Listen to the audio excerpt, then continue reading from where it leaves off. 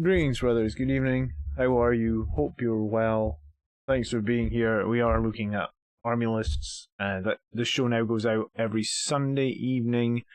I'm yet to have a dedicated time to it, but I'm trying to get organised for that. I may need to snip away for like 2 minutes at some point if my daughter wakes. Well, if my daughter wakes up, yes, I definitely have to go AFK. If I can't get her settled in 2 minutes, then I have to move her from one bedroom to another, so just bear with me if that does happen. Cool. So, we're looking at 3 lists submitted this week. They are by James Fisher, Maverick, and Juno Fett, which I guess is Junior Boba Fett. I don't know. Anyway, and James has got 2 lists submitted, so we're gonna have, because he's got a tournament coming up, so hopefully we can give James some advice and then hit up the other 2 lists. We usually be live for about an hour and a half. If you want to submit a list, you can do that by leaving your list in a comment to the latest community tab post on YouTube. So hit up YouTube, go over to the community tab. Maybe I have it here. YouTube, Blood Angels Commander, yeah. And then click on the community tab. And I haven't done a community post in 10 days. Apparently, I've been slacking. But put your list in as a comment here, and we'll get to it as and when we get to it. Good evening, Lord Lethargic, Steel Rain, Robert, James, Discard Reality. Thanks for tuning in, guys. I guess might be a few more people filtering in, but because I don't have a set time for this as yet. It's only the second week we've been going out a bit later. People might take a little bit of tune up for the stream. So anyway, let's get straight into it tonight. And the only other thing I've got to say is I don't know if you guys saw I'm sure a bunch of you did see the article over on the Warhammer community website. I was looking at it earlier. The Warhammer community, I guess earlier today they announced that pre-orders of next week is the new chapter approved 2022 and the Warzone Nakman Grand Tournament, which is going to be the new rules and everything, etc. I'm not drinking tonight because it's Sunday and I gotta work. But yeah, typically chapter approved will release, I guess, next Saturday. You'll have like a week to order it, and then it should be delivered maybe like probably the weekend of the 29th. So maybe the live game on the 31st this week or this month will be using the new chapter approved rules. I am going to fight Ultramarines tomorrow. Colin has gone back to the drawing board and is bringing Ultramarines. Someone asked a few weeks ago if they could see Ultramarines on the channel, because we haven't seen them for a little while, so you're going to get your wish. That's going to happen tomorrow night. I asked him what his warlord was so I could produce the thumbnail. His warlord's going to be Rabute, so that'll be an interesting one. I think Rabute is kind of... I like him. I think he's a strong character. So, I guess we'll see. Colin won't be organising the train tomorrow, though. We'll get someone independent to do that, so that'll be good. Alright, so James, 2 lists. The first one, I have a Fellblade list in the queue already. Oh shit, so this is not the Fellblade list I've named. Alright, let's look at the Fellblade list, and then let's look at the other one. Congrats on the little man. Thank you, James, and yeah, thank you for the support over the Christmas period. It's really appreciated. I got Fellblade from my family for Christmas. Dude, that's awesome. My family never give me Warhammer. You've got your family clued up. I've given myself until the end of the month to build. Below is an adapted current list where you help me craft, swapping out 600 points for the tank. With the CP tax for the tank, I had to choose between Crate Bolts and Soul Warden for the Tech Marine. Soul Warden probably comes up left often, but is more impactful when it does. The CP for the tank's only 2 now, right? I believe it's only 2 CP. Where is my damn chat?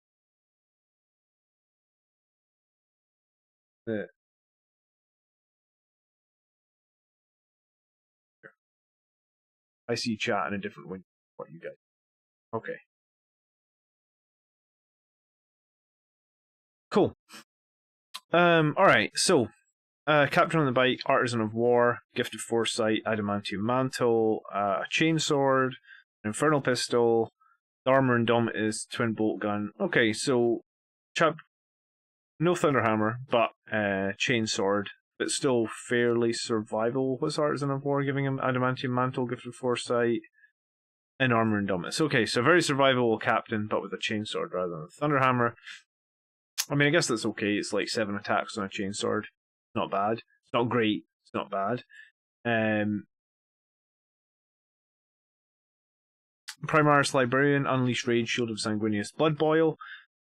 He's the Chief Librarian, and he has Psychic Mastery, and that is obviously the hero of the chapter. So, Unleash Rage is very good power. Shield of Sanguinius is decent, and Blood Boil is decent as well. So, I guess because he's a Primaris Librarian, he's going to be more of a buffing character than like a combat character. So I mean, these powers are fine. Who's Caboose? I've missed something. Can you show some Command Patrol Army list tips? I do not know what you mean. Command Patrol Army list tips? Alright, and then a Primaris Tech Marine with Soul Warden, Master of the Forge, and all the other sort of standard stuff you get with the Primaris Tech Marine. Samuel says, "Hey Blood Angels Commander, recently found your channel and love the content. Do you think the Warhammer Imperial subscription is worth it? To a Blood Angels player, I have about 2,500 points in models. I mean, if you like models of like lots of different factions every month delivered to you, then yeah, it's decent. You'll get a lot of models that are not Blood Angels based because you're going to get like it's a little while since I've seen the there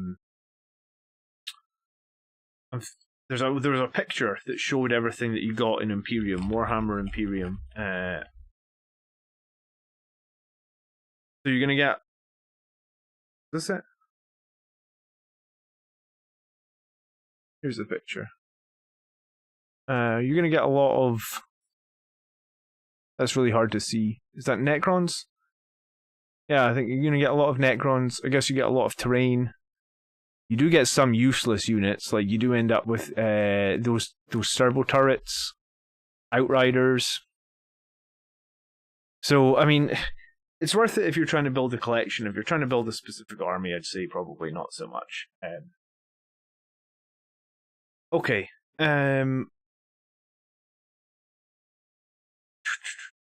Sorry, lost my train of thought here. Okay.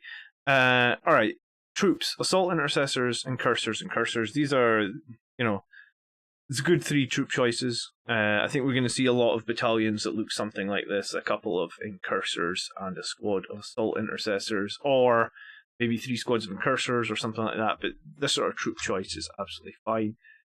Check PP, says Brett. Check PP? What do you mean check PP? Sorry. For one of the servo turrets, lads. What were GW thinking? Yeah, I mean, the servo turrets are a strange one. I have one of them. I armed it with a las cannon. I actually think it's stronger with the auto bolt or the assault cannon, but the servo turrets, I don't think we're going to... Servo turrets are probably overcosted. I don't think they're that good. Possibly better for a non Blood Angels army. Okay. We then have a Leviathan, two twin Volkites, the Grab Flux, and the Siege Drill, which is great. Best way to run a Leviathan, I think. I prefer the Grab Flux over the Storm Cannon. I think the Storm Cannon got nerfed pretty hard last edition. We then have 8 Sangry Guard. I think I can do math. 2, 4, 6, 8. Yeah. Some axes, some swords, Infernal Pistol. Looks all fine. Sangry Guard are strong. We then have Terminators with Thunderhammers and 3 Thunderhammers, Storm Shields, 2 Lightning Claws, 200 points with a Teleport Homer. So that's kind of nice as well.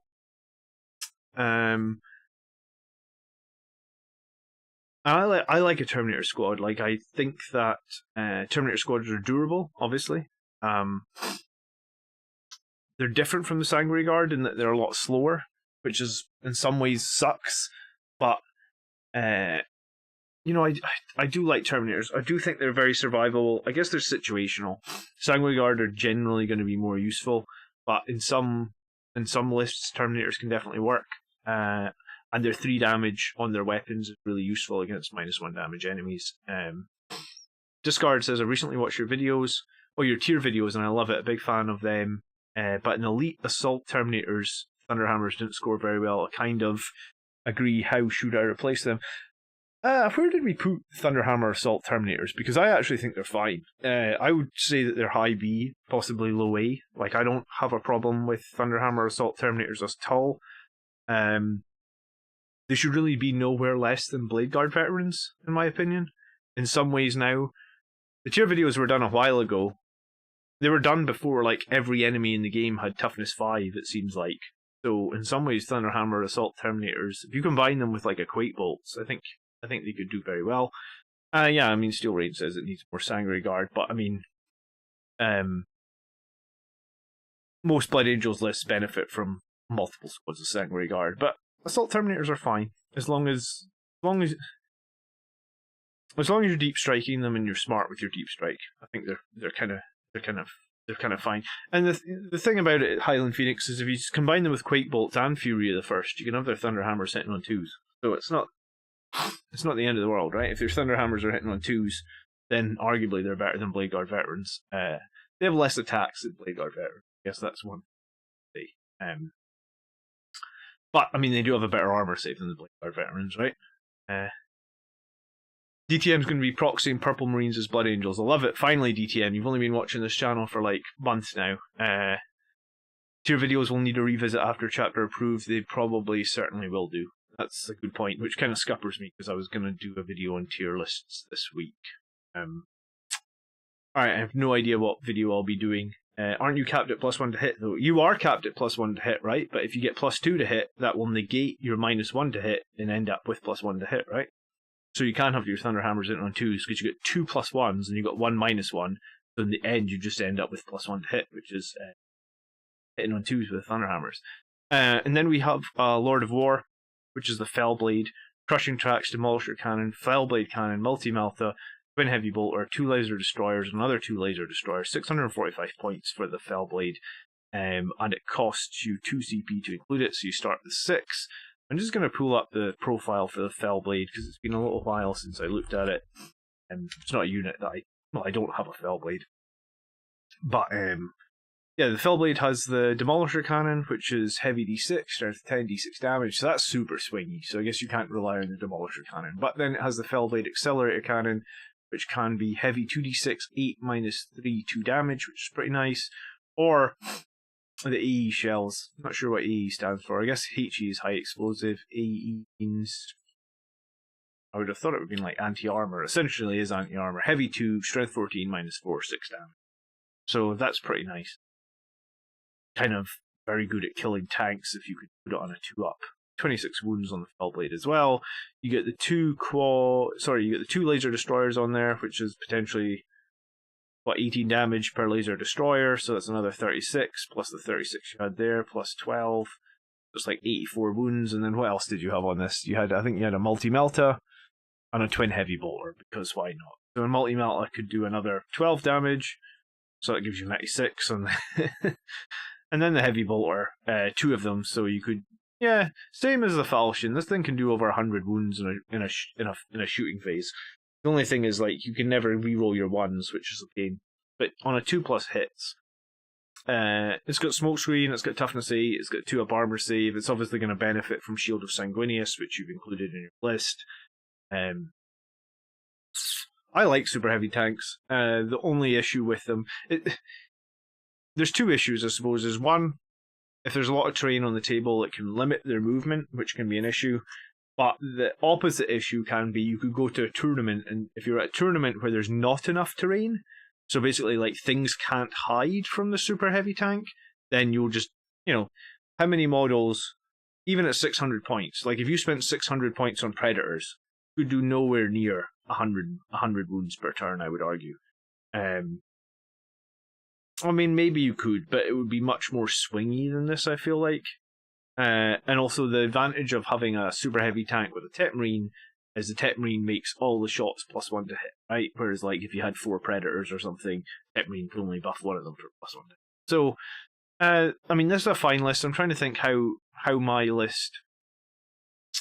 So the list that I ran when I ran my super heavy tank, in one case it did have a Dreadnought. I think it was the Contemptor with Volkites, and then it would have been like Sangray Guard and Blade Guard veterans, and you would have run a battalion, so Incursors and Infiltrators, and then pretty much the same 3, only I tended to go Null Zone.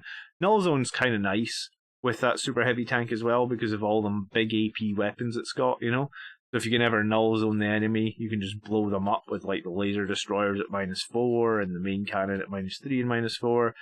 So that's good as well. Oh, and it's got Crushing Tracks. So this is a fine list. But let's have a look at his second idea. Greetings, Camille. How are you doing? PayPal. Check PayPal. Oh, Brent.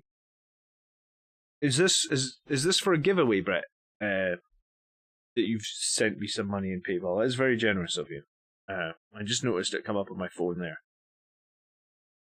Do you know what? I forgot a question last night as well. Someone asked how you deal with 3 Plague Burst Crawlers as Blood Angels. If you're in the chat today, then I guess that Plague Burst Crawlers are a real pain in the ass. I played against Colin's Plague Burst Crawlers a few weeks ago, and I just completely ignored them and tried to obscure myself from them as much as possible, and I got the win against them, but Plague Burst Crawlers are difficult for Blood Angels to kill. The toughness 8, -1 damage, the 3 up, 5 up save.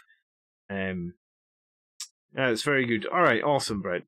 So that's very generous of you. Okay, so I was thinking about this the other day, like, we need a giveaway, so maybe we can have a giveaway at 9,000 subscribers. I am not far from that at all. I don't know what I'll give away this year. I don't think there's anything new that we can buy, but maybe we can buy like 3 or 4 sets. Thunderhammers versus Plague Burst Crawlers, yeah. Sangray Guard are not good against Plague Burst Crawlers. Even with rerolls to hit, they aren't the strongest. They only wound on 4s, they only do 1 damage. Plague Burst Crawlers have 5 up saves. Yeah.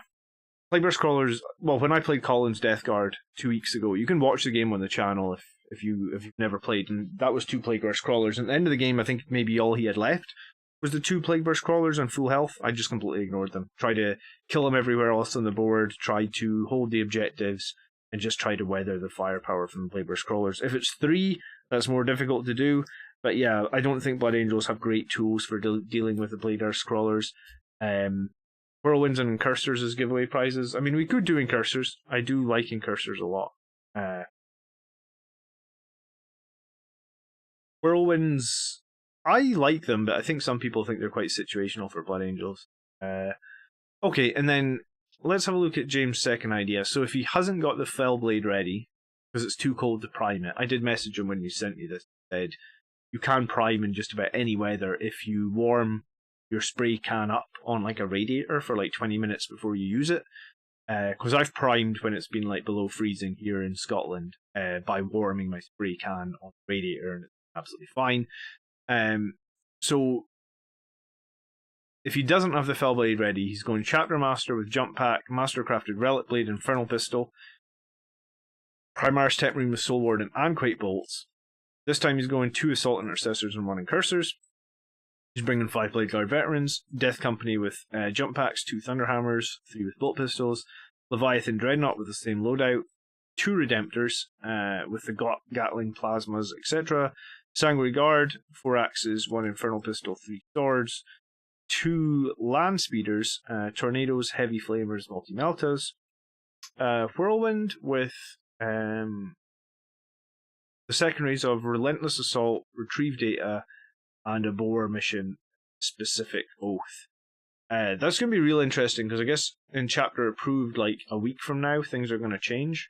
And the rumour that I've read is that you're not going to be able to take a secondary from both the Blood Angels and the Space Marine Codex. So you can't take like Relentless Assault and Oath. And Engage is going to be more difficult to score now, because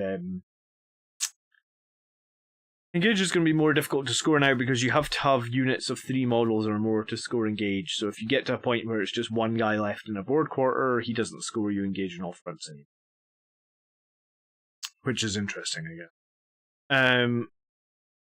I have this Chapter Master previously, hits like a truck with 7 attacks, Strength 8, -4, 3 damage. I think the damage 3 outweighs gift fight because you Mastercrafter's Relic Blade to give it damage, you give an Imperium Sword to give him +1 strength, +1 attack. I mean, that's pretty good as well. I don't know if I ever... Yeah, I mean, he's more damaging this way, but, I mean, it depends if you want to use your Chapter Master to tank up stuff, right? I think Gift of Foresight with Armor and Dominus together works really.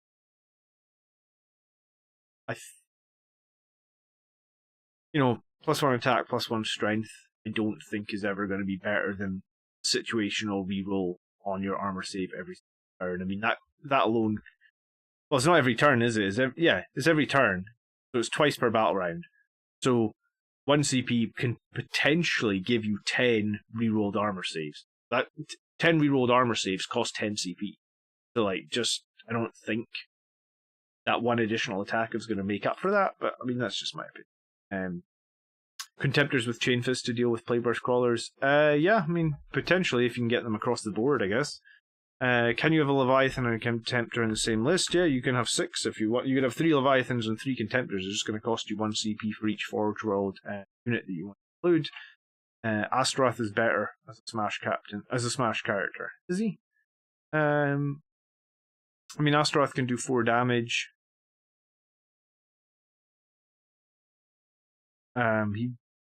He can sort of give rerolls as well. I guess this guy's very similar to Astaroth. This guy does give you the advantage of being able to, like, Forlorn Fury, the Death Company, and Chapter Master reroll them, or Chapter Master reroll your Dreadnoughts. Astaroth. How do you deal with Death Guard players using Felt Blight spawn in combat in combo with Terminators? Is you shoot them, discard reality. You literally can't charge that until you've weakened it considerably. And this is why I don't think it's a good idea to go in all melee Blood Angels list, because if you go in all melee Blood Angels list and you run into that, any battle reports I've seen, and I've watched some by like Vanguard Tactics, who have the guy Steven, who's arguably one of the best Blood Angels players in the world. He's won tournaments with Blood Angels. Like, he just loses to that list. Like, last time I watched a battle report where he got slaughtered, like, by like 30 or 40 victory points, because he couldn't charge the Death Guard in 2 or 3 areas, and they just shot him everywhere else he was on the board. And also they had Mortarion that kind of wrecks, because Mortarion doesn't let you do rerolls if you're in close, so it makes like Sanguinary Guard are weak against Mortarion, Vanguard Veterans are weak against Mortarion,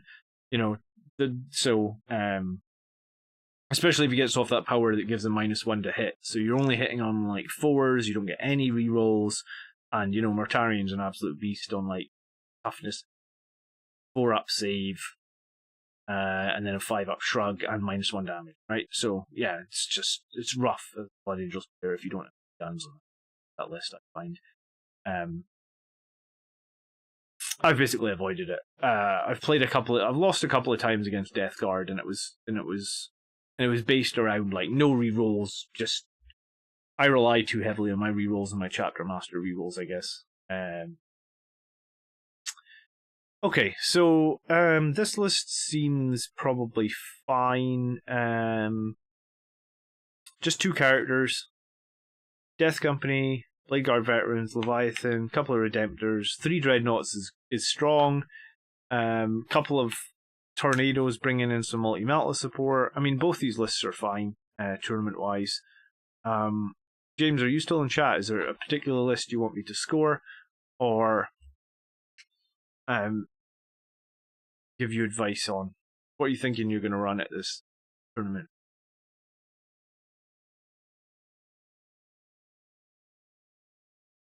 I do wonder about this. If you're running 3 Dreadnoughts, though, I think I'd probably be tempted to lose the Blade Guard and have 2 squads of Sanguinary Guard. I mean, typically the reason to take Blade Guard Veterans is to push middle of the board, right? But if you've got 3 Dreadnoughts and a Tech Marine, they should be able to push middle of the board. One of the squads of Assault Intercessors should be able to push middle of the board. I mean, technically a Land Speeder can push middle if you're going to go after Oath. So I think you want more melee threat here. And I think the way to get the more melee threat is the second squad of Sanguinary Guard. You've got 7 in your squad of Sanguinary Guard. I guess I'd probably make it a 6. If you make it a 6, you can probably then do a second 6. So you could have 2 6s. And I was at a tournament recently where I only had 1 squad of Sanguinary Guard, and it felt like the Sanguinary, like a lot hinges on the Sanguinary Guard. They're the mobile unit that can jump around and they can kill stuff, and they're typically alive at the end of the game. And if you only have 1 squad of Sanguinary Guard and you lose them before the end of the game, be it, we talked already about like coming up against a list with 3 Plague Burst Crawlers. Well, if all the Plague Burst Crawlers decide to artillery the same squad of Sanguinary Guard, or an AdMech flyer decides to fly over them and drop D6 mortal wounds, or whatever it is, 10 mortal wounds on them,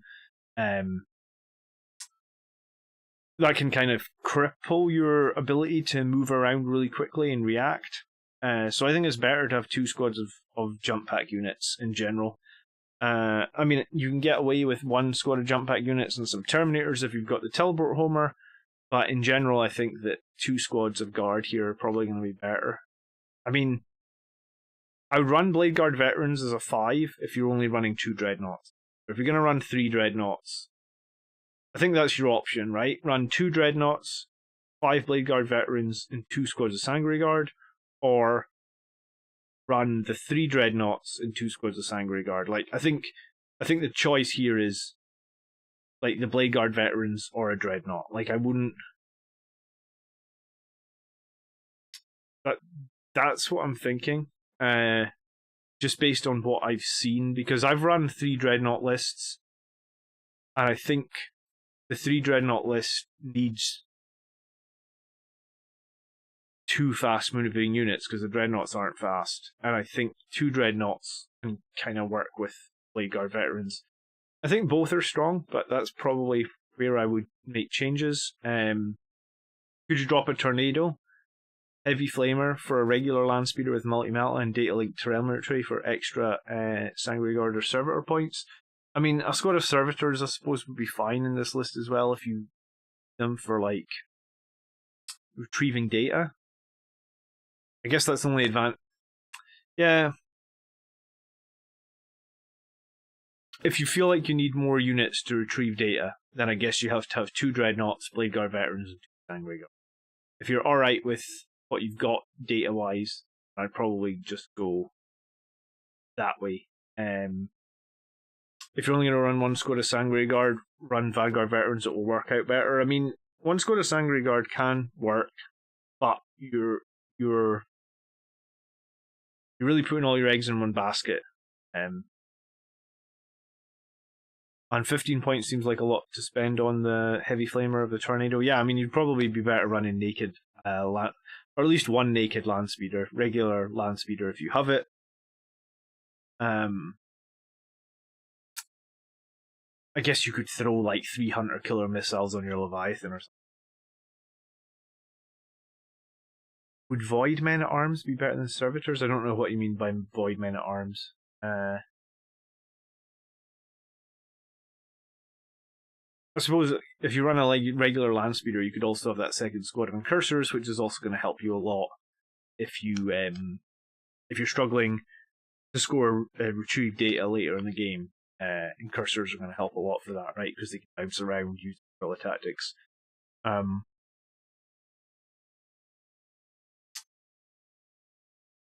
Yeah. My feeling is one of the reasons that I didn't win that tournament is because I only had one squad of Sangre Guard. I had 3 Dreadnoughts in that list as well. Blade Guard Veterans, Sangre Guard, and I think it was the wrong call. So that's my feedback on the. I'm fine with your Chapter Master. I'm fine with the Tet Marine.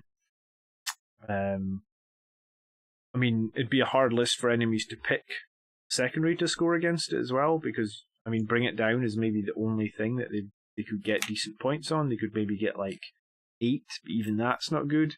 So it's a tough list for enemies to score against, which is nice. Oh, I guess the Whirlwind as well. 10 points for Bring.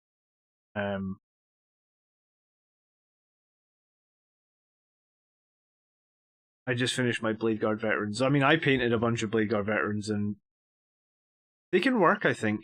If you're happy with 2 Dreadnoughts and Blade Guard Veterans as your sort of force that's going to take the middle of the board, and that is a fine force. You know, Blade Guard Veterans, that's 15 wounds and a 4-up save that can be transhumaned. They could screen your Dreadnoughts so nothing can charge them, and then in your turn your Dreadnoughts can charge. And if you can do that with 2 Dreadnoughts, probably say like a Leviathan and Redemptor, and then go with 2 other squads of Sangre Guard, then you're in great place. Or if you don't want the Blade Guard Veterans, you just want to go 3 Dreadnoughts towards the middle, one of them being maybe a bit of a sacrificial lamb, which the Blade Guard are kind of anyway, just the Blade Guard are very survivable because of a 4-up and a 4 to wound on transhuman, right?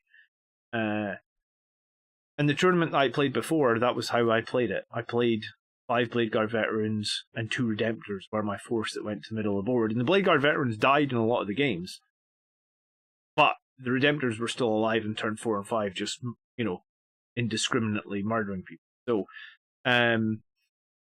how powerful do you think Ironclad Dreadnoughts are? I think they're great. I think an Ironclad Dreadnought is really great. I think that you want to arm it with you don't want to use the Seismic Hammer. You want to use the Dreadnought combat weapon and the Chain Fist, because the Chain Fist is going to average 4 damage at -4. But if you do that, you get to reroll your ones. So you hit on 3s, rerolling your ones. Whereas with the Seismic Hammer, yeah, you do 1 more damage, but you only hit on 4s, rerolling ones. And I think the extra 16% chance to hit you'll get by using the Chain Fist is the better option, the Ironclad. I like them, I think they're good. Okay. My thought is threat overload. If they're going for the Sangre Guard or Blade Guard veteran, they aren't shooting the Dreads. Yeah, I mean, that is true, but if they manage to pick off your 1 squad of Sangre Guard, then I feel like you'll feel a little bit neutered. And, yeah, I feel like 1 squad of Sangre Guard, you're really hedging your bet too much on that 1 squad. If the enemy can pick them off, and there's loads of ways they can do that, right? Like, I've had Orc Flyers, like, fly and just appear right next to them when they're in obscuring positions. I've had them hit with artilleries. I've had them with bombs dropped on them. Just 1 squad of Sangre Guard is tough. If the enemy know how much of your strategy is on that 1 squad of Sangre Guard and they pick them off, then it's tough. And some people like to pick off Sangre Guard anyway, just because they know how much damage they can do. Right? So that's, if I had one thing to say here, I think that was what I would say, is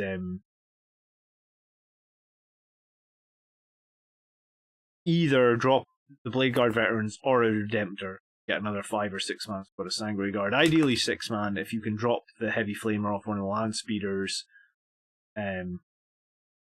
and maybe like rocket pods. Rocket pods and the Redemptors feel like the lowest value thing there. You could probably drop some rocket pods. I don't think rocket pods are kind of like, sometimes they do a damage, sometimes they don't. Yeah. And yeah, I mean, that's one other thing to say is with 2 squads of Sangre Guard, I always keep one on the board and one into Deep Strike. So you always have that. You always have those Sangre Guard threat coming in to react to your opponent's play, which can sometimes kind of be nice and also kind of important, I suppose. All right, let me score this because otherwise we'll be on this one list all night. Where's my scoring? Here somewhere. Here we go. All right, objective holding 8.5. Anti-horde infantry. I mean, you've got a good amount of firepower here. As it stands, I'm just going to score it as it stands. I think your firepower is pretty good. Leviathan and 2 Redemptors. Whirlwind as well. Tech Marine. Sangre Guard. Damage. Anti-horde, I think, is fine. 8.5, maybe even a 9. In terms of shooting.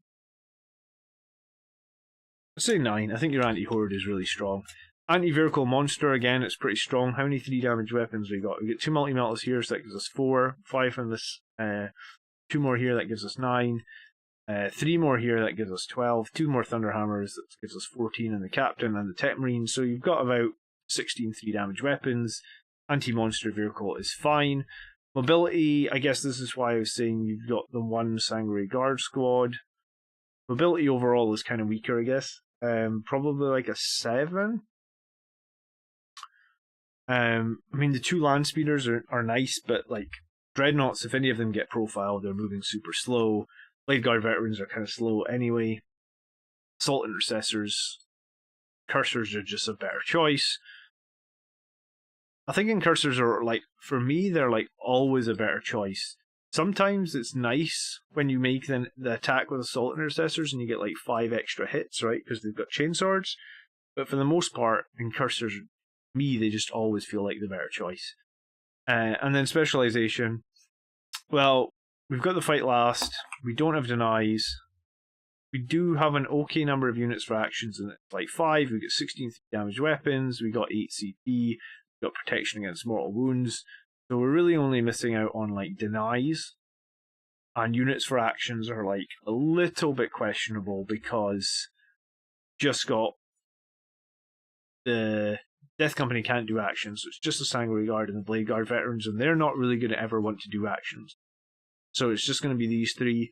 These 2 aren't as mobile as I would like them to be, so you're kind of, again, if I was fighting against you and I saw that you only had 1 squad of Incursors and I was a Death Guard player, I'd probably kill your Incursors first, and then that just instantly eliminates your ability to do guerrilla tactics, and that can hurt you later in the scoring phase. So, that's why I always say it's probably better to have more than 1 squad of Incursors, because they could just ignore your assault intercept. Kevin, I'm good. We don't have any snow here yet. Usually February is the worst month of the year for snow here in Scotland. If you're going to take jump pack units in Deep Strike, then I'd much rather take a Deep Strike Terminator squad, tougher, and they don't suffer from -1 damage as much as Sangre Guard, and get +1 to B. Yeah, I mean, that's true. Also, if Sangre Guard ever arrive for Deep Strike and don't make their charge and they're exposed, they're probably just going to die. Whereas I guess the Terminators maybe have a chance to live because they've got that 1-up save and the 4-up in Fun, and they've got 3 wounds and a lot of weapons damage. So, yeah, if you're deep striking stuff, there's a certain. It's certainly okay to deep strike Terminators. It's probably safer to deep strike Terminators than Sangre Guard. Saying, most people start. I actually don't know how many squads of Sangre Guard do people start on the table. Like, do people normally start all their squads of Sangre Guard on the table? I usually start one of mine and one of mine in deep strike. But I always like having stuff in reserve, even if I don't arrive in a good place to charge and I just arrive in a concealed position. That's sometimes okay as well. What do you think of 3 5-man squads of assault intercessors are better to run units in 10? I think it's always better to run troops as 5, Stuart. And assault intercessors are fine, but I think they play second fiddle to Incursors. Yeah. And I've done videos on the reasons why I think the Incursors are the best. So this is a good list, James. I guess I've probably given you some food for thought. regardless, let me know how you get on at the tournament. When is your tournament? Because we can chat more before if you want. Alright, let's move on to Maverick's list. Starting the Sangre Guard on the table and conceal until turn 3. I mean, that's great as long as you're not fighting a ton of Plague Burst Crawlers, right? Plague Burst Crawlers were wound on 2s, rerolling 1s, right? Which is pretty nasty. 2 damage each on those Plague Burst Crawlers as well. It's in March. Okay, well then, have you got any games coming up before? Are you going to get to test this list out? But I would totally test. I would totally test it out with 2 squads of Sangre Guard if you can. And I think I prefer doing 2 Dreads, 5 Blade Guard Veterans than 2 squads of Sangre Guard. That's what I ran in my tournament list. When I ran 3 Dreads before, like Dreads on big bases, like 3 Redemptors. Do you know what? I'm making a list to fight Ultramarines tomorrow. Good evening, Lucky Jim. And I'm probably going to drop my Volcon Contemptors because I think they're going to get nerfed and chapter approved, so I'm going to change them out anyway. So maybe I'll still have something interesting tomorrow, and we can see like 2 Dreadnoughts. I think 2 Dreadnoughts is fine. A Leviathan, a Redemptor, 2 squads of Sangre Guard, and then a survivable unit like the Blade Guard Veterans. Alright, let's look at Maverick's list next. Captain of the Bike, Adamantium Mantle, Infernal Pistol, Armor Indomitus, Thunderhammer. I need to trademark this because this is my captain. In future, if they ever release a captain like this, he needs a name. My captain. And then Primaris Tetmarine, Soul Warden, standard sort of hero of the chapter build, and then Sanguinary Priest.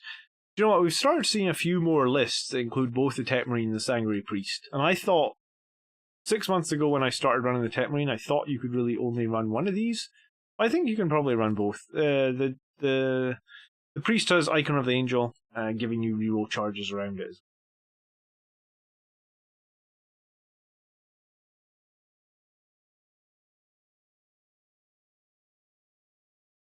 You've got a game against Grey Knights on Saturday. Okay, awesome. Yeah, I mean, then Dreadnoughts are good against Grey Knights because of Armor of Contempt, and I guess you don't get that for your Blade Guard Veterans. Yeah. Excuse me, Blood Angels, do you have a minute to talk about our Lord and Savior, Khorne the Blood God, and Skull? I mean, you can think that Khorne is your savior, but I'm afraid that you have been brainwashed, brother. Warrior Poet makes me sound like you're from Scotland, because isn't that the name that they said in Braveheart at the end of the movie? Okay, troops, Assault Intercessors, and 2 squads of Cursors. I like this. Usually it seems to me like if I had the 10 extra points, I'd run 3 squads of Incursors, but I never do, so I always end up with 1 Assault Intercessors. That's fine. Ultramarines will be 2 Redemptors, 68 9 Eradicators, a Captain, a Blob of Shooting Death with a Tetmarine or Apothecary.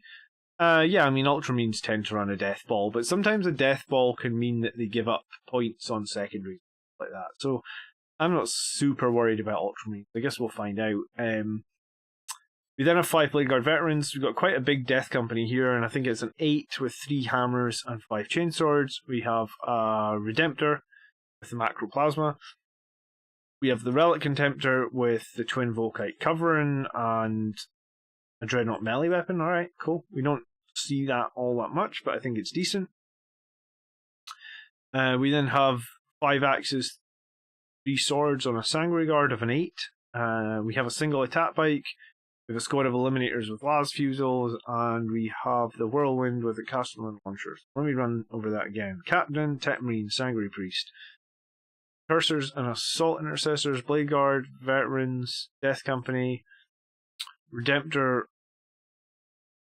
so 2 Dreadnoughts, the Tap Bike, the Eliminators. So this is an interesting list, right? And it's like, he's trying to do a bit of everything. He's got the 2 Dreadnoughts and the Tetmarine, and then he's got single attack bike, squad of Eliminators, Death Company, Blade Guard Veterans, and Sanguinary Guard. Still has the chapter master in there to buff all them, and he has the priest. So I mean, overall, this list, it seems fine. Units for actions, I guess, is 6 at the moment because eliminators can perform actions, and I like having an attack bike to strategic reserve it because an attack bike coming in from strategic reserve can blow something up pretty easily. A single Volcon on a melee weapon on the Redemptor is probably the right call. I've run the double twin Volcons for a while now, but they tend to not perform so well. You wrote a bit at the bottom, Maverick. My bad. Let me see if I can find that. Okay, hold on. I just copied your list out of Battlescribe, honestly, and didn't read what else you said. Let me add it to the bottom, my bad. Alright, new list for the army show. Had to move away from ultra-aggressive list. Fun to play, but not very competitive. This is more balanced, I hope. Assault Intercessors and Attack Bike in reserve. Perfect. I was going to say, that cost you 1 CP, so you still start with 6. Death Company, Forlorn Fury with the Blood Chalice, and Chapter Master rerolls. I mean, so that's nice. So you get 8 Death Company, rerolling all their hits. Already in the Assault Doctor in turn 1. Bite Captain, Priest, and Sanguinary Guard to move together. Bite Captain, Priest, and Sanguinary Guard to move together, yep. Dreadnoughts, Blade Guard, and Tech Marine to move to the middle. Eliminators to provide fire support, give +1 to hit via Quake Bolts. Oh, I completely missed that you put Quake Bolts in here, cool. And,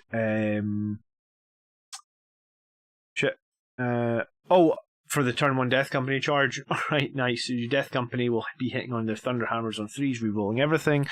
Chainswords hitting on 2s, obviously, rerolling everything. And incursors to hold objectives or actions, and whirlwinds to hold back fire support. Nice. This is a good list. This is. I don't remember what your last list is, but this seems like a very well thought out list. Steel Rain is going to tell you one thing and one thing alone about this list, and you've guessed it. Have you? Have you guessed it yet? Have you guessed it? But actually, I don't know if it does need more Sanguinary Guard. You've still got. I guess your Death Company could easily have been switched out for a Sanguinary Guard, and you could be a little bit less, aggressive. But a bunch of Death Company, Forlorn Furying and smashing in, that's just going to be very heavy on the CP. You know, you're going to start with 6, you're going to spend 2 on your Forlorn Fury. Starting the game with 4 makes me a little scared in terms of CP. Like, I might, if this was me, I'd probably just run 2 squads of Sanguinary Guard and just be like, fuck it, I'll start with 6 CP and feel a little bit more comfortable about that. But, yeah, and I mean, if you have a Chain Fist for your Redemptor, that is going to be better. I actually only own the regular combat weapon as well, so don't beat yourself up about it. If you had the Chain Fist, it's better. Why is the Chain Fist better? I think it's because it's the same points, right? And it's just... It's annoying because if you buy a normal Contemptor, you don't think about it.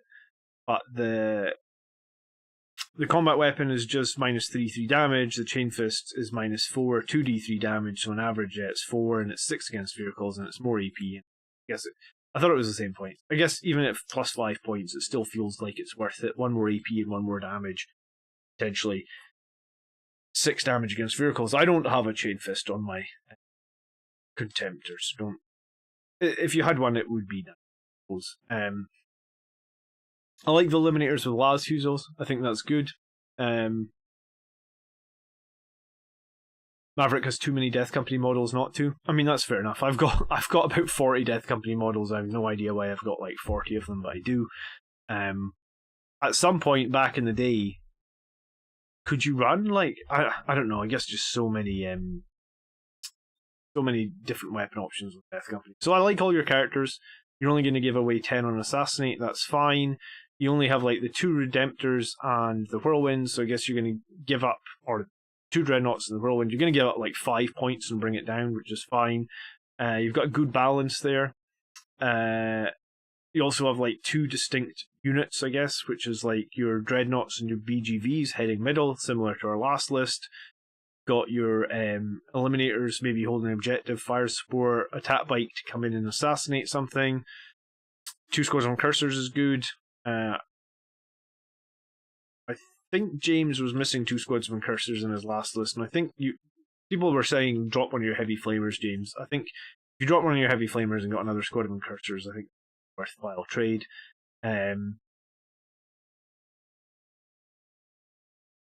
Honestly, I think the Chainfist hype in this chat is crazy. You're paying 1 CP for 1 average damage on a not particular fast unit. I mean, you're not paying 1 CP DTM, really, are you? I mean, your Dreadnought's already got a combat weapon. So you're just paying 5 points to give him a better combat weapon. In most cases, if I said to you, you could pay 5 points on a model with 6 attacks for +1 damage, +1 AP, you'd probably take it, right? So I think it's a valid thing. Previously, you ran 1 or 2 of 15-man Death Company units. I guess that's why I got so many Death Company. I don't even.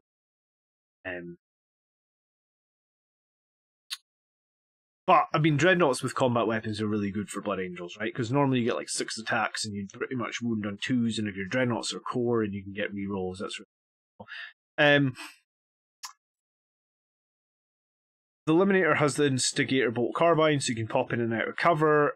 These are units. These are all solid picks. I do feel a little bit sad you only got 1 squad of Sanguinary Guard. But I guess if you go in for that Death Company play, then that's a conscious decision to go that way. The only other way I suppose you could go is could lose the Blade Guard veterans, but I kind of like them here. I like having some 3-wound infantry with like really good saves. Some people don't, but I usually feel like I get value out of them, and they can't be ignored because Blade Guard veterans get like 6 attacks. They're very good against anyone except -1 damage enemies like Death Guard or Terminators. I like Blade Guard veterans a lot. I think they're a strong unit. I think they're just hard to play right because you have to kind of move them from cover to cover, and that's not always easy to do, and sometimes they get picked off. So,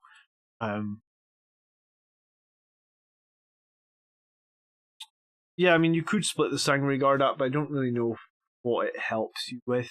I mean, the only other way I could maybe do this would be like drop 3 Death Company, so that you're getting your 1 CP Forlorn Fury with your Quake Bolts, with your rerolls, with your Assault Doctrine.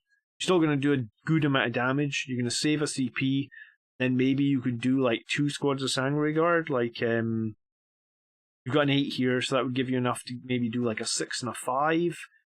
But I mean, it's not great. It's not great, I guess. The one advantage of having the big squad means that the Sanguinary Priest has more people to revive. So, yeah, I found it hard to fit the Sanguinary Priest in my lists, honestly. He's so expensive. When he was like 135 points, like I managed to fit him in quite a lot, but up at 155, I find him hard to fit in. Cybel says, "Hey John, I just want to check, and sorry to distract from the army list currently being discussed. I submitted a list before I was a member. So will that be moved to the members queue?" Yeah, absolutely, Cybel. I did not realize you had submitted a list before you were a member. I'll get you next week. I'll literally move you right now into the next week's slot. So sorry about that. It wouldn't have popped up that you were a member when you submitted it, and I typically have a long list of queues to go through, so I always look back. I'm in the minority of not liking Blade Guard veterans. They don't feel Blood Angels to me. They're more Dark Angels or Ultramarine. Yeah, and maybe I need to put less weight on Blade Guard veterans, because transhuman on them on paper sounds really solid, but in reality, like, because the Blade Guard end up getting exposed so much, they don't seem as strong as I feel they should be. I feel like 5 Blade Guard veterans give you that 1 CP transhuman, and it should be really strong, but like, I guess that's what happened in my game last week. Like, if you can obscure 5 Blade Guard veterans is 175 points. That's like 5 Sanguinary Guard or 160. And I guess you could have like a Power Fist and an Infernal Pistol in there, and you still have 5 points left to play for. If you could have 5 Sanguinary Guard obscured, because they can obviously move quite a bit further, as opposed to 5 Blade Guard who don't get obscured and end up playing on transhuman, turns out you'd probably just be better with a Sanguinary Guard. So I think I'm slowly leaning towards that. And I think someone said in chat, Camille saying he thinks Assault Terminators are better than Blade Guard. And I think on paper, I think that they're the other way around. Or for the last year, I've thought they're the other way around. But I think I'm now leaning towards Assault Terminators are better than Blade Guard Veterans. The no deep strike and the -1 damage is sort of starting, which is annoying because I don't have my Assault Terminators painted and I have my Blade Guards painted. But isn't that the way it always goes? So yeah, Blade Guard are a strange one. I did a video. Sure, one of my most watched videos on this channel was a Blade Guard Veterans video. Blade Guard Veterans V's. Yeah, one of my most watched videos, 21,000 views, was Blade Guards versus. I'm gonna need to watch this and see if I to see if I disagree with how I felt a year ago about these guys. We'll see. But yeah, okay. I'm gonna score Maverick's list as well.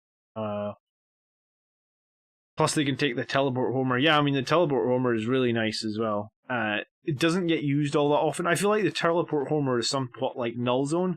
Like some games you just don't use it, but then in some games it can provide you like great value, right? Alright, objective holding 8.5. Anti-infantry firepower. We just got 2 Dreadnoughts, 1 Volcon. I guess some Sanguinary Guard firepower. Anti-infantry in this list is lower than the last one in terms of shooting. I'd say it's like an 8. Anti-vehicle monster. How much 3 damage weapons we got in here? We got the captain. We got the Tech Marine that gives us 2. I think the captain had an Infernal Pistol. Technically he has 3. 3 Thunder Hammers here, that gives us 6. Redemptor's got 2. The Contemptor's got 1. The Eliminators have got 2. So we've got like 11. And then the Multi-Meta. So like 12 3 damage weapons. So that's good. Death Company, Sanguinary Guard, Vanguard Veterans. I mean, yeah, I mean, anti-monster and stuff is fine. Am I going 9.5 on this?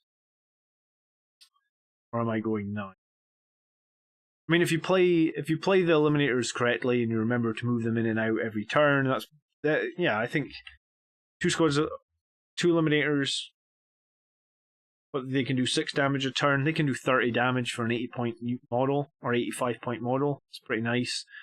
Yeah, I think overall in terms of raw killing power, it's kind of just as good. Mobility is possibly a little better than the last list. We've got more jump pack units. We've got Eliminators that can have that double move. And I guess we've got a Contemptor that never profiles. It's always able to move its full 8 inches. I think it's 8 inches on a Relic Contemptor, isn't it? Yeah. Full 8 because it doesn't profile down like the other. Okay. Let me. Sanguinary Guard image. So mobility is maybe a little better. And then we have our fight last. Don't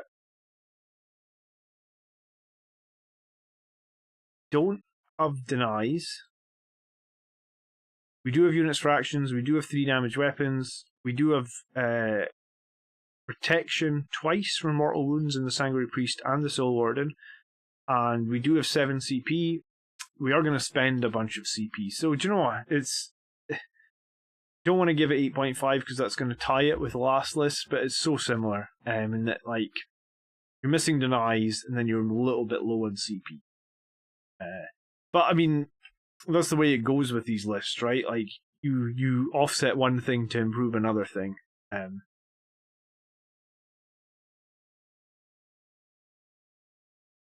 This is one of my hardest disagreements of the channel. Terminators are fun and cool, but they're not truly competitive. I mean, I got to the top table of a GT with Terminators in my list, Rezio. So, I mean,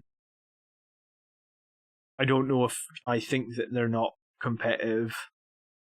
I think that where the meta is right now, there's so many 2 damage things kicking around. So Terminators actually kind of have 100% health bonus if you think of it that way. Like, and also if you drop Terminators into cover, because you don't have to drop them into a bad position. If you drop them into a covered position, they're on a 1-up save, which is kind of really nice as well. So yeah, I mean, I'm probably going to have Terminators in my next list. I'm going to get to go to a GT for a little while, but I think if I was... Originally, there was 2 GTs, and there was one in February and there was one in March. I'm not going to be able to go to either of them, but I think if I was going to go to either of them, where I feel like where I stand right now, I would drop my Blade Guard Veterans and I would take Terminators. And I don't know if it's...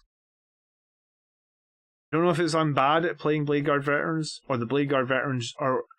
It's probably the fact that like a lot of my army is going to be obscured in turn 1. Like, I very rarely deploy and let the enemy shoot like there's very little targets after I deploy for the enemy to shoot. In turn 1, I'm probably biding my time and again trying to limit the enemy shooting. So the one unit that's going to get shot is the Blade Guard. Whereas if it was just like, oh fuck it, the Blade Guard aren't on the table, I'm just going to drop down my Terminators center board in an obscuring position in turn 2. I feel like, to me, that is the better play, and it's probably going to mean they're more alive. I'm probably going to do that against Colin and Ultramarines tomorrow, so tune in and see that. But yeah, I mean, you're allowed to disagree with what I feel. If you think Blade Guard are much better than Terminators, then by all means you pick Blade Guard. I've been running Blade Guard Veterans now for pretty much since Indomitus came out. They're one of the first models I painted after Indomitus came out. I think I painted my Assault Intercessors, then I painted my Blade Guard Veterans. So I've been running them now for probably like a year or more. But the more I run them, the more often I keep running into things like Orcs, where they don't wound them very good anymore. Custodes, they don't wound them very good anymore. Death Guard, they don't wound them very good, and they have -1 damage. It just feels like there's a lot of things out there that... Ramshackle Orcs. -1 damage. There's a lot of things out there that like the Blade Guard just aren't particularly good at anymore, I guess. Dracula runs Blade Guard Veterans and Terminators. Alright, so, I mean, it is what it is. Everyone's going to disagree on this. Please, I mean, I just give you my opinion. You're more than welcome to ignore it and do what you think is best, right? That's the way this channel always works.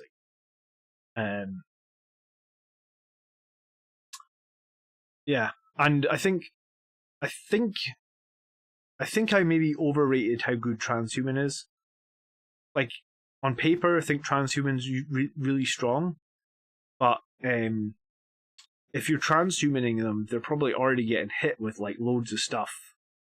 And I think I prefer saving Transhuman for like a unit that's gonna live. The amount of times I've played Transhuman on the Blade Guard Veterans and they've still been wiped is ridiculous. So maybe I think the Blade Guard are more stronger than they are or something, but yeah. I think in future you'll see me bringing Assault Terminators and Deep Striking them into obscured positions in turn 2, and then we can push on from it. Run one of each, says Highland Phoenix. Yeah, I mean, you can run one of each, or you're more than welcome to keep running the Blade Guard. I think, if anything, one thing I've proved in the last 3 weeks is Impulsors are crap, because I've used Impulsors with and without the Shield Dome to try and get the Blade Guard across the battlefield. And on paper, it sounds really nice, because the Impulsor can move 14 inches, the Blade Guard can disembark in the same turn 3 inches, then they can move 6, so that's, 9 plus 14, so the Blade Guard can be 9 plus 14, 23 inches forward, and then you can advance them for d6 plus 1, so even a roll of 1 of advance, in turn 1 you can move your Blade Guard 25 inches forward.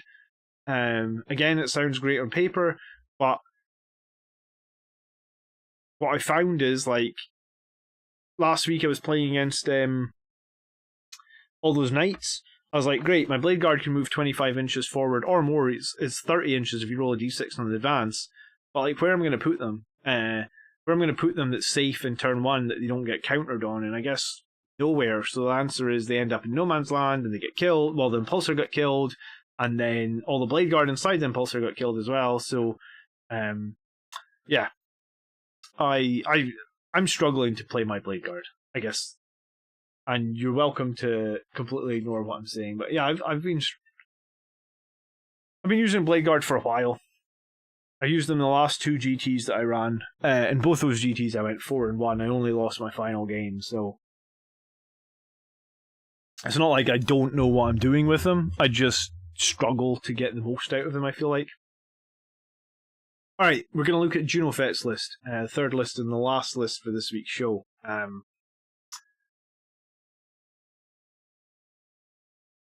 He has one relic of the chapter and he has 2 heroes of the chapter.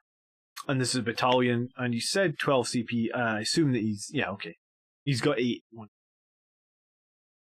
once he spent them. Alright, so we got a Captain, Thunderhammer, Infernal Pistol, Chapter Master, Gift of Foresight, Angel's Artifice over Armor Indomitus, Adamantium, and Warlord. And I think, unless he has Armor Indomitus elsewhere, which I don't think he has, I think you're always better taking Armor Indomitus over Angel's Artifice. I originally had this build this way round, because Angel's Artifice gives you T6, which is nice.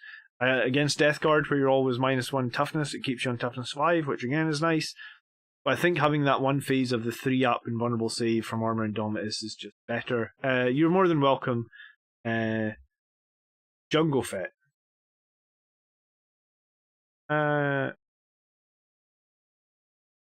Jungle Fett. I guess Juno Fett is the name that you put in.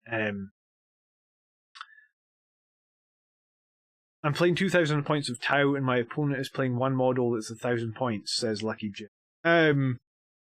Yeah, sometimes people want... What is that, like a Tiger Shark or something he's playing? What Tau model is 1,000 points? I have no idea.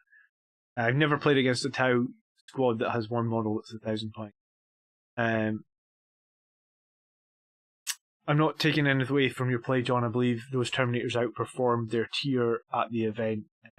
Yeah, I mean, at that event, I knew there was going to be shitloads of Orc buggies in some of the lists, and I needed that flat damage 3 that was strength 8 and above, and it was good against vehicles, Rezio. So yeah, I mean, maybe, you know, and I actually did play against an Orc list, and the Terminators actually really were strong for it. So yeah, maybe it's, maybe there's something to say it's situational about the meta that you're currently in, taking Terminators, but I don't think Terminators are bad.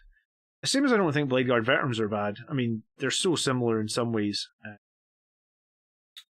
But I think if you have I've said this before, if you have a strict plan around how your army list is going to work, I think you can make almost any unit work, as long as it's like one squad of unit, and it's not like, I really like Reavers, so I'm going to take 3 10-man Reaver squads and I'm going to try and make it work. You know, like, as long as it's just like, well, I like this one 5-man squad, I'm going to try it, make it work. Yeah, that would be okay. And you could get a toughness 7 captain if you had a Primaris captain on a bike with Mighty Heroes. Yeah, I mean, I think a 3-up invulnerable save is better, though, because you can just use it once per game at a really critical moment. We also have a Chief Librarian with Might of Heroes, Null Zone, Psychic Fortress, and he's got the Force Sword and the Jump Back. I think this is the correct way to run the Chief Librarian. I like him with Infernal Pistol and the Null Zone, because if you ever get Null Zone off within 6 inches, you can Infernal Pistol somebody in the face at -5 and 8 damage. I know some people in here also don't like Infernal Pistols, but I think it's 5 points that can be well spent on a Chief Librarian. We also have a Chaplain on a bike. Quite a lot of points on HQ here, 440 points. He is the Master of Sanctity, his Mountain of Strength, he has Canticle Hate and Benediction of Fury. And again, I don't like Benediction of Fury as a relic because I don't think it provides as much damage as, again, like, because he doesn't have Armor Indomitus on his captain here, I would have put it on the Chaplain, because Benediction of Fury, you're only going to get like 6 hits. So you're going to make like, you're going to get 6 hits rolls, so you're probably going to hit 5 times. Benediction of Fury on average is going to give you 1 mortal wound, whereas I would just say having an extra wound, even having Iron Resolve, like a 6-up shrug on this guy, surviving 1 more turn for me is more important than dealing out 1 mortal wound in combat. And that's what I think Benediction of Fury gives you. Some people might disagree. Some people might want to run this captain as a smash captain, but I think he's better as a survivable captain. You could even be given like Visage of Death. I would even prefer that here to remove OBSEC from enemy models.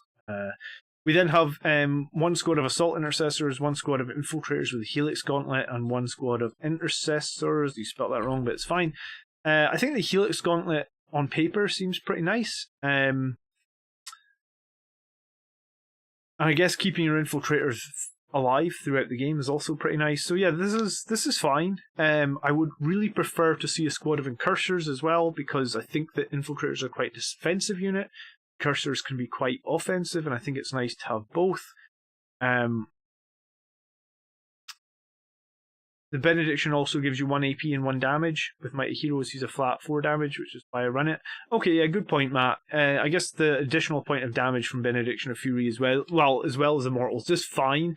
But then again, the question here is, if you run in, you do your damage with Benediction of Fury, then you die, would you have been better taking something to survive? This edition is really about surviving. I mean, that could change. But my experience with Benediction of Fury is, yeah, I run in and do my damage and then I die. So I'd rather run in, do a little bit less damage, and then hang around in combat for a few turns because I've given him something that really helps him survive, like an extra wound or an extra toughness or a shrug or a better armor save or something, right?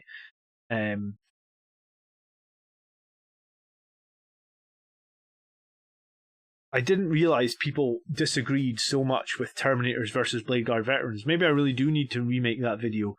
Maybe that's why that video has got so many views.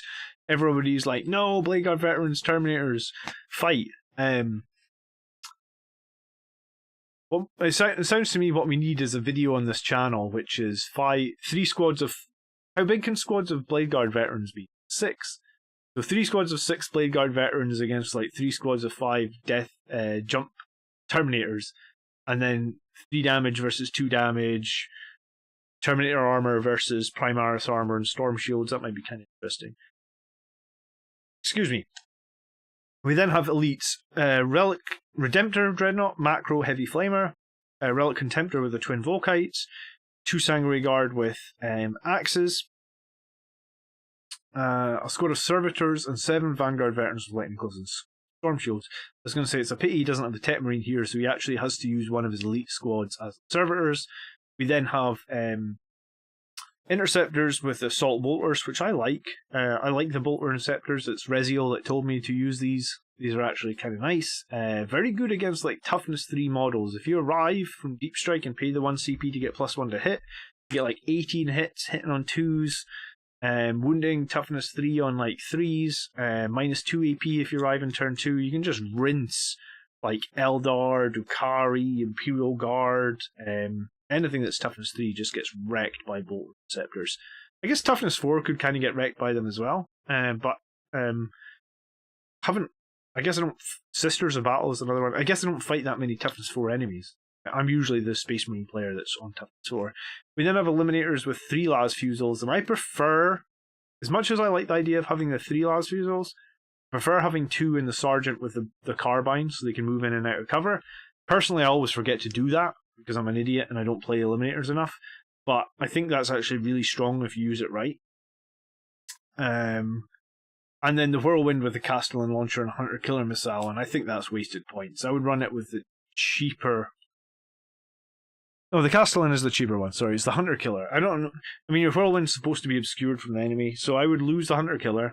I'd lose the Sergeant's Las Fusil and give him the Instigator Bolt Rifle. That gives us 10 points. What would I do with 10 points at this point? I'd probably put 1 Infernal Pistol in both those Sanguinary. Or I would put 1 Infernal Pistol in one of the Sanguinary Guard squads and swap out these Intercessors for Incursors because I think that's good. Quite a lot of points in HQ in this list. The 2 Dreadnoughts, I guess he's going to be reserving the Servitors, potentially, probably deep striking the Inceptors. Possibly, I suppose you could reserve the Servitors and like a squad of Assault Intercessors. That would be 1. And he starts with 8, so he's pretty good shape. A little sad that the Sanguinary Guard squads are 5. I've played 5s recently on the channel, and 6s just feel so much better to me than 5s. I think Sanguinary Guard worked best in probably like 6 to 9. Previously I've said 7 to 9, but 6s are okay. I can be okay with 6s. Less than 6s feels a little bit weak. I think I would probably change out Armor Indomitus on the Captain.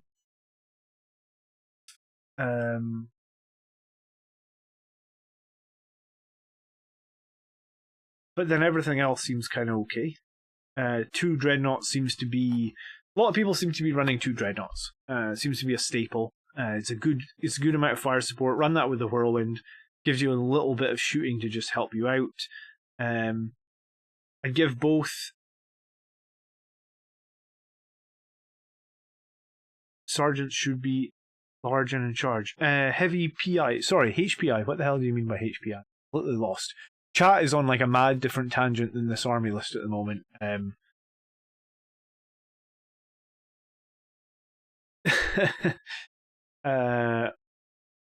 We have a relocation strat, so some screen will always be there as long as the jump pack unit's survivable. Yeah, I mean, there's different ways to look at deep strike, right? And I think the common way people look at deep strike is like, can I deep strike and make the charge? And that's fine, and that's important in some situations. And sometimes that will win you games, I guess, if you make those deep strike charges. But in some games, it can also be like deep strike can be used in other ways. And when I was playing against AdMech in that tournament, the GT I was just at, and they were shooting all my models off the table with like the Wrath of Mars bullshit, where they get like 60 shots. They wiped out a squad of Blade Guard veterans in a single round of shooting. I deep stroked my Terminators into a defensible, obscuring position in the middle of the board and just tried to hold that for all the moment points, because every single point was important. So, although deep strike charging can be reliable, deep strike in itself as a mechanic for, you don't always have to charge out deep strike. And I think that was one of the reasons that I took Bolter Terminators last time round. And not many people take Bolter Terminators, but Bolter Terminators are fine as well. I mean, I don't think they're a poor unit either. 2-up save, 5-up invulnerable save. Arguably, I mean, Bolter Terminators are more survivable than Sanguinary Guard as well.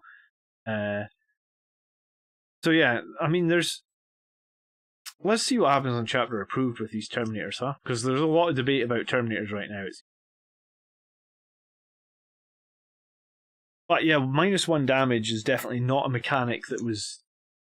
It wasn't prevalent when Blade Guard veterans were released, so them being 2 damage was fine. But it is certainly prevalent now. Yeah, so get the bolt carbine in here, drop the Hunter Killer missile, add an Infernal Pistol, add a squad of Incursors, swap out Angel's Artifice for Adamant Armor Indomitus, maybe just,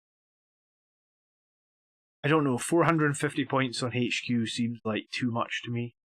I'm trying to think of my list right now. I think 400 points on HQ is probably... 50 points doesn't sound like much, I guess.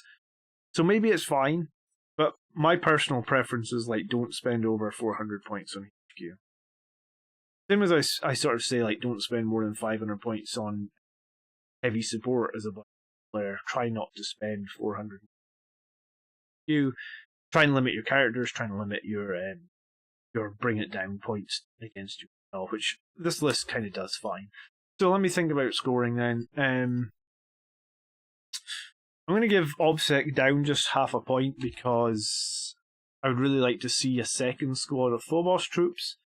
Anti-Horde, we got some Assault Bolters, we got a Whirlwind, we got Twin Volkite Covering, so I guess that's kind of fine. I guess the Twin Volkites usually, as long as you don't roll like shit like I did this week, the Twin Volkite Coverings usually are pretty good against Horde units, just because you're going to get some 6s and, you know, that'll wipe out some Hordes. Anti-Vehicle Monster, how many 3 damage weapons we got then? We've got 1, 2, 3, 4, 5 3 damage weapons. Oh, and then Eliminators.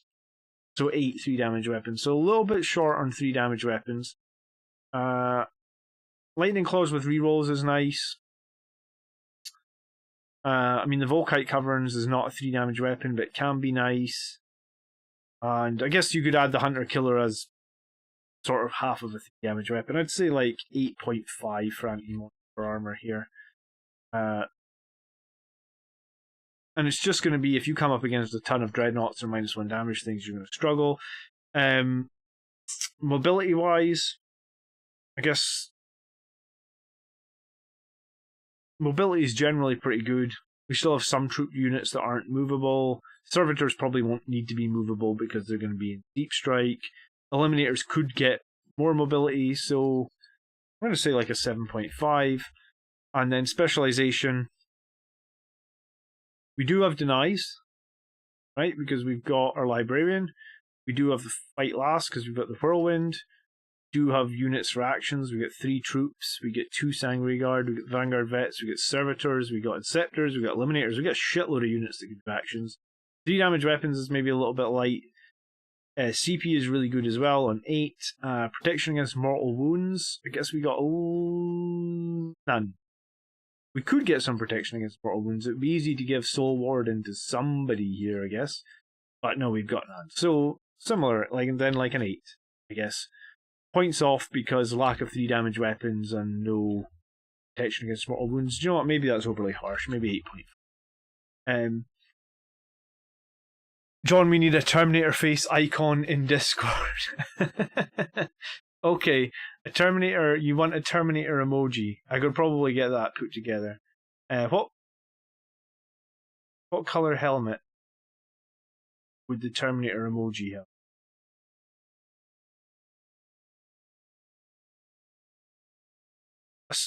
See, most people do Terminators in red helmets. Do you guys do Assault Terminators in red helmets, or do you actually give them yellow yellow helmets?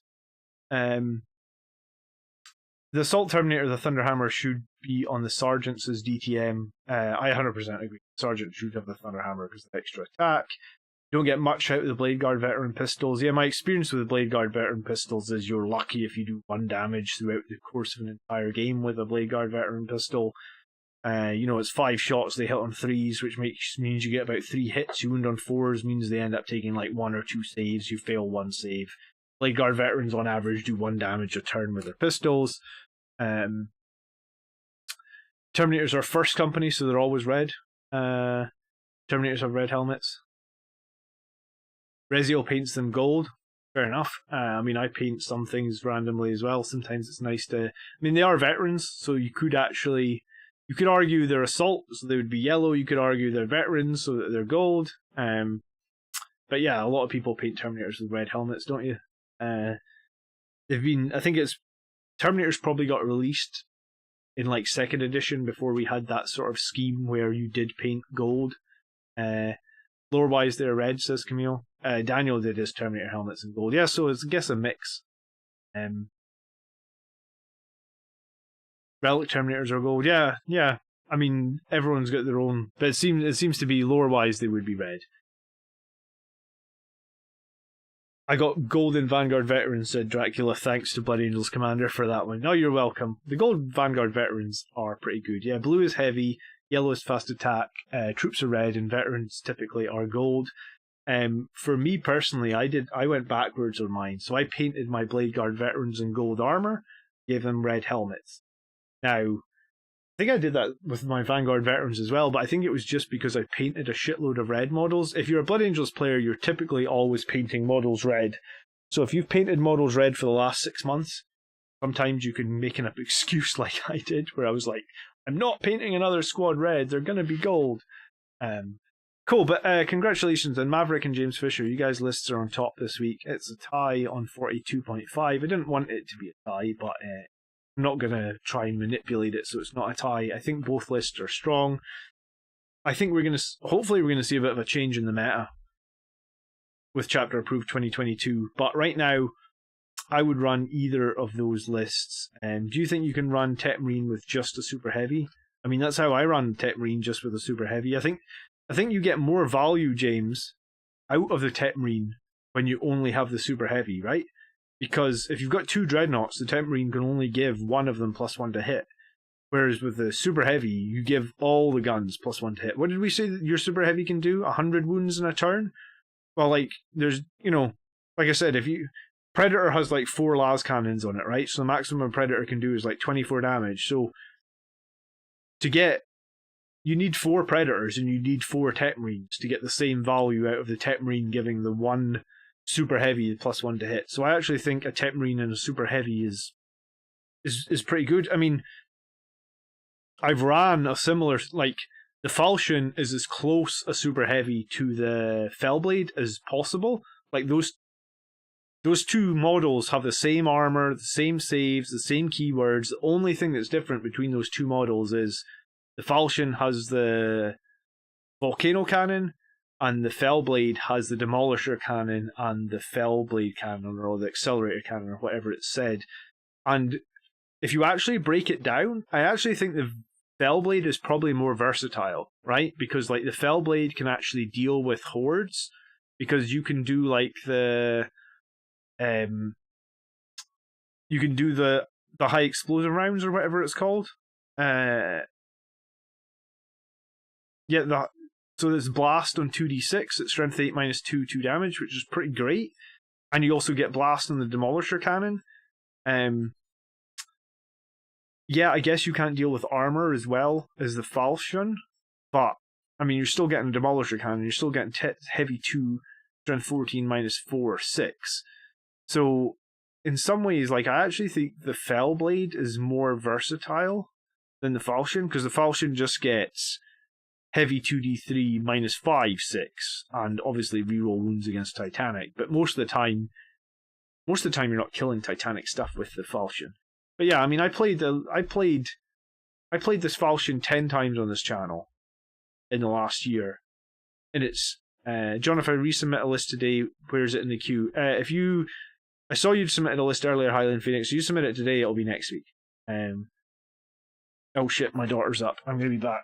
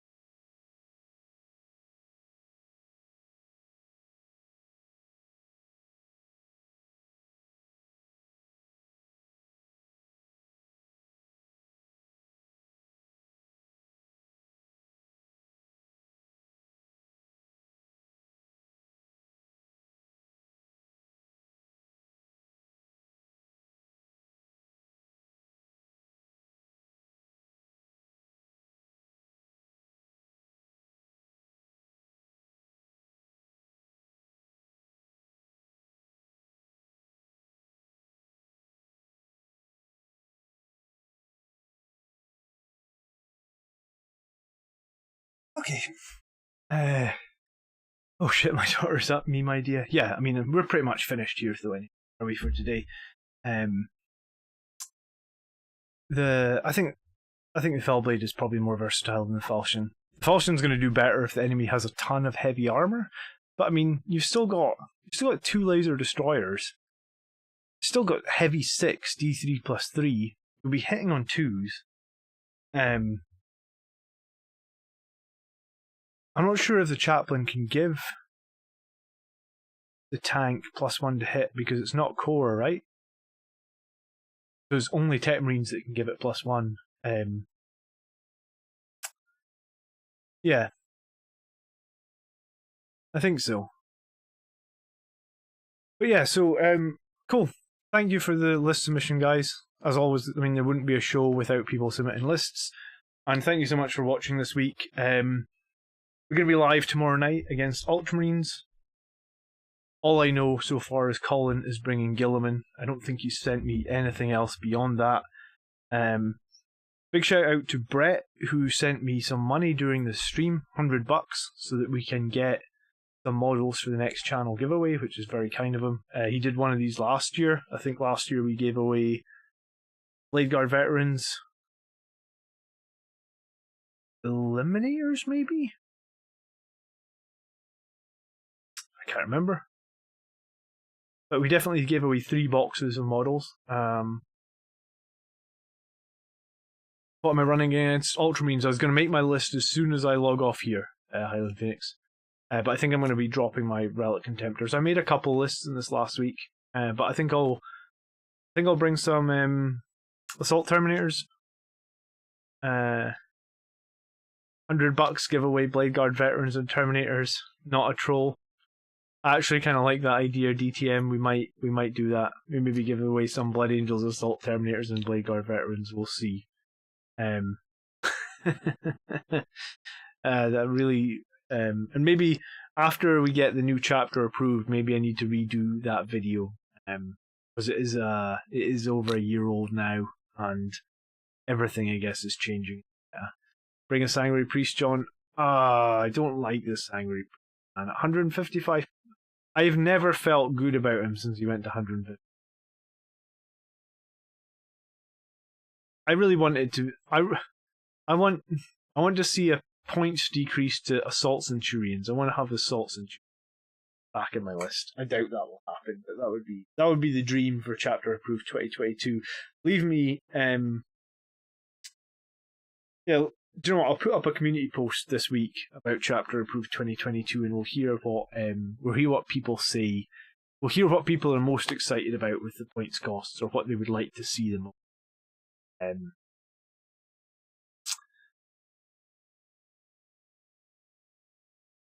Don't bring SH then. The chalice is off. SH?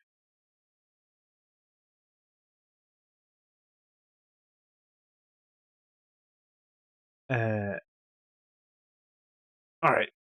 I think we're gonna call it out there, guys. Thanks so much for being here. Thanks again for watching, and I'll see you guys tomorrow night about 7:30 UK time. Blood Angels against Smurfs, and as long as there are no stupid terrain rules tomorrow, I think we should. So I don't think he's overcosted at 155 points. He's just a lot, right? Just a lot. But yeah, I mean, a lot of people have used him. People have won tournaments with him. So, good night. See you tomorrow. Thanks again for watching. Hope you enjoyed the show. Peace.